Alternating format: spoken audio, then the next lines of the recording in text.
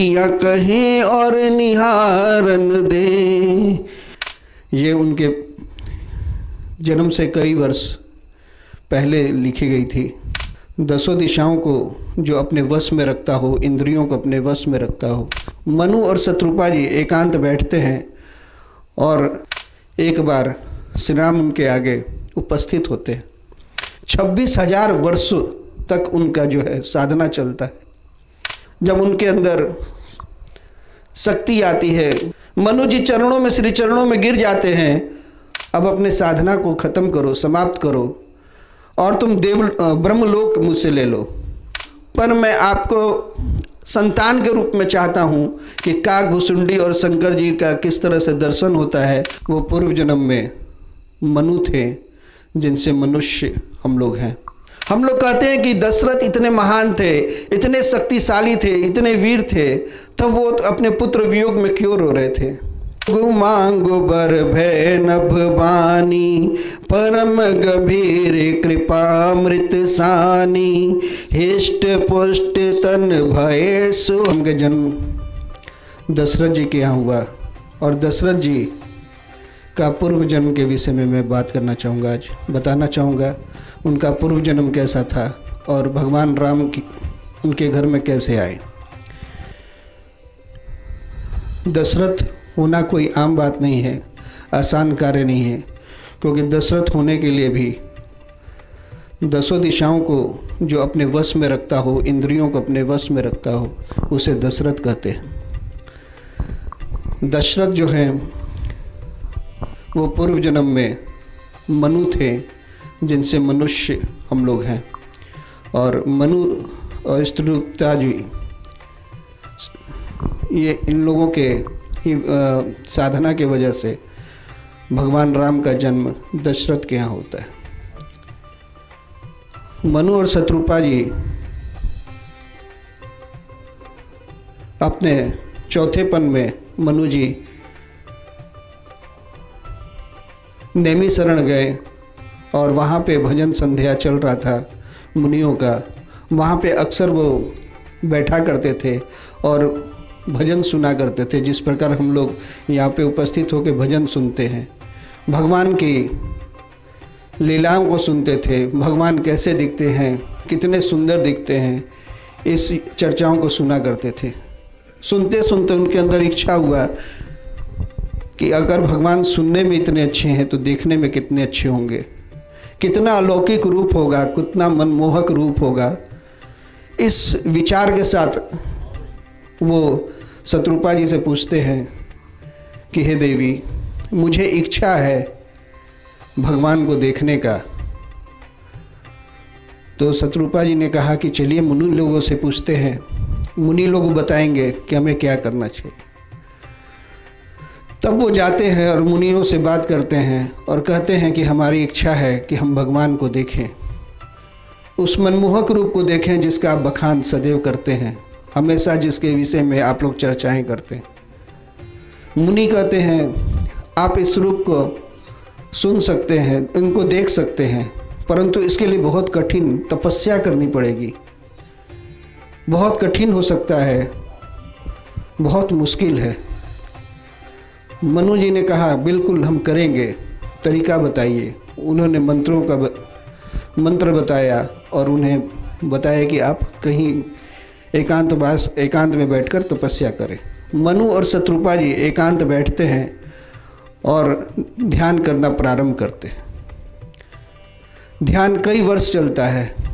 हम लोगों का तो साधना जो है कुछ महीने, कुछ दिन में हम लोग चाहते हैं समाप्त हो जाए और हम सारी शक्तियों के मालिक बन जाए, हमें इतनी शक्ति आ जाए, ये हम कुछ ही दिनों में, कुछ क्षण में चाहते हैं। लेकिन ऐसा आसान नहीं होता है, ऐसे नहीं होता है। मनु और शत्रुपा जी का साधना 26,000 वर्ष, जैसा कि पुस्तक में बताया जाता है, लिखा हुआ है ग्रंथों में हमारे, 26,000 वर्षों तक उनका जो है साधना चलता है। बहुत ही कठिन होता है 26,000 वर्ष। हमें महीना, 2 महीना, साल में जब गुरु से जो ज्ञान मिलता है, जिस साधना की पद्धति मिलती है, उस पर चलने में हमें बहुत कष्ट होता है। और एकाएक हम वो कष्ट से भागकर और गुरु की ही निंदा करने लगते हैं। परंतु जिसको पाना होता है वो उस मार्ग पे डटे रहता है और उसे वो प्राप्त कर लेता है। उनके मार्ग में भी अवरोध आते हैं, उनके मार्ग में भी अवरोध आता है। खुद ब्रह्मा उनके पास उपस्थित होते हैं, उनके सामने उपस्थित होते हैं और कहते हैं, मनु अब अपने साधना को ख़त्म करो, समाप्त करो और तुम ब्रह्मलोक मुझसे ले लो। लेकिन मनु जी मना कर देते हैं, उन्हें वो तो चाहिए ही नहीं था। जब आप लक्ष्य पे दृढ़ निश्चित रहते हैं तो आपको कोई नहीं हटा सकता है। तो वो निश्चय करके, दृढ़ निश्चय था और वो अपने लक्ष्य पे भगवान की सूरत को देखने के लिए लगे हुए थे। विष्णु जी भी आते हैं और उनको अपना विष्णु लोक देना चाहते हैं, फिर भी वो मना कर देते हैं। शंकर जी आते हैं, वो भी देना चाहते हैं, लेकिन उन्होंने भी मना कर दिया। उन्होंने उनको भी मना कर दिया और अपने साधना में लगे रहे। इसी से प्रसन्न होकर जिस रूप को वो देखना चाहते थे, श्री राम के रूप को, एक बार श्री राम उनके आगे उपस्थित होते। उनका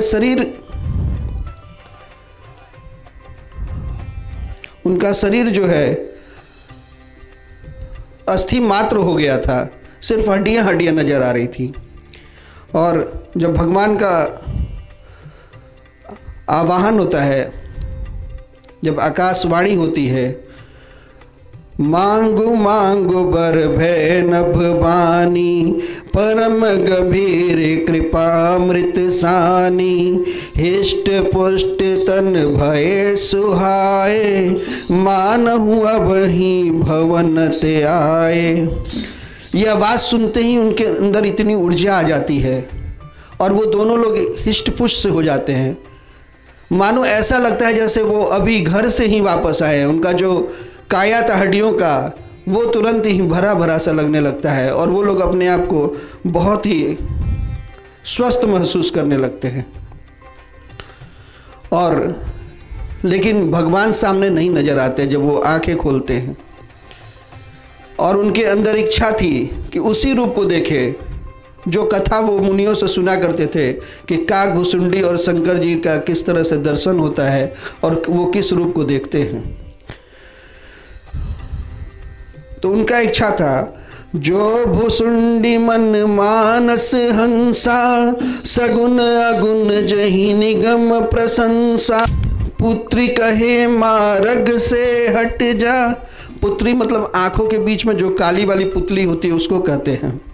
पुत्री कहे मार्ग से हट जा, असुआ कहे पव पखारन दे, पलक कहे मुंदले राघव को, अखियां कहे और निहारन दे।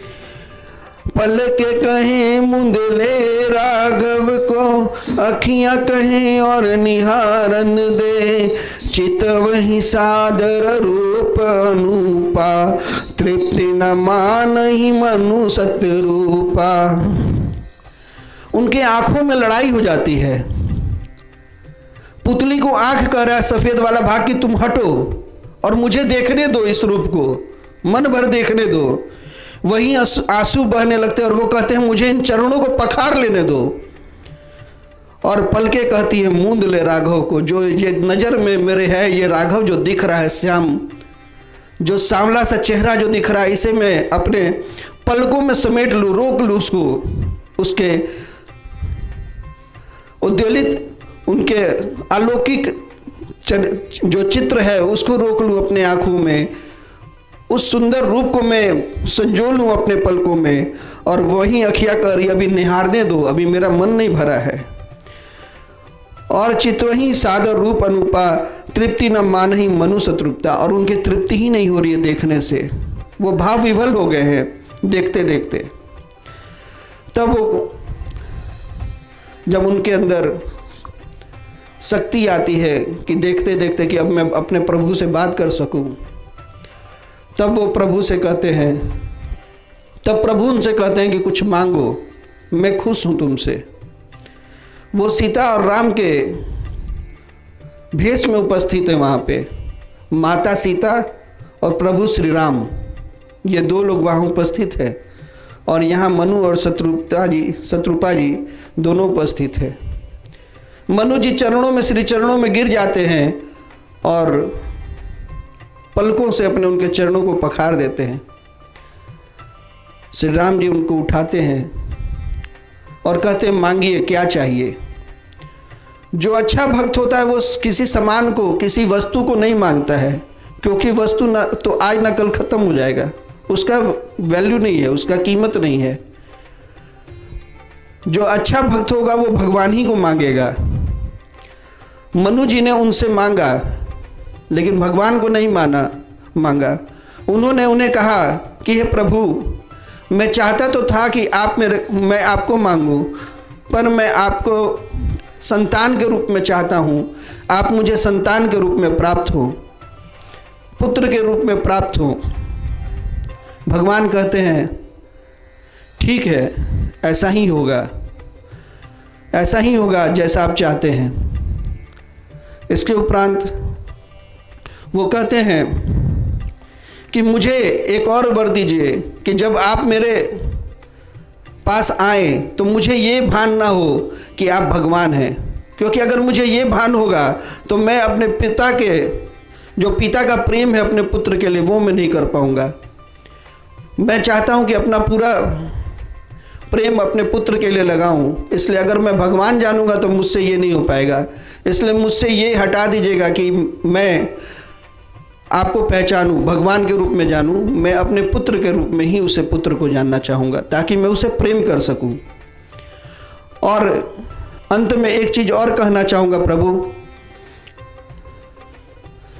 अंत में मैं एक और चीज़ कहना चाहता हूँ कि जैसे मनी बिनु फनी, जिमी जल बिनु मीना, जिमी जल बिनु मीना, मम जीवन तीमी तुम ही अधीना।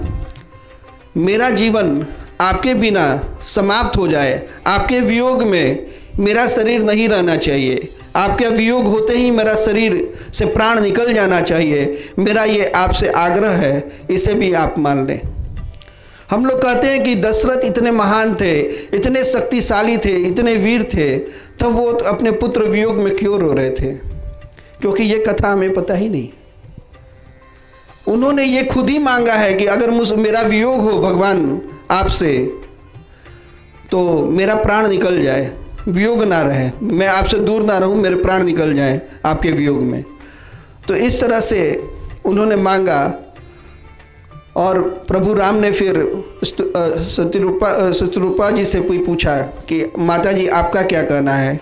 उन्होंने कहा कि मुझे बस आपके ऊपर, आपके चित्त पर, आपके ऊपर विश्वास बना रहे, यही मेरी कामना है और कोई कामना नहीं है। इस प्रकार जो है भगवान राजा दशरथ जी का जन्म होता है और भगवान श्री राम उनके घर में आते हैं, आगमन होता है।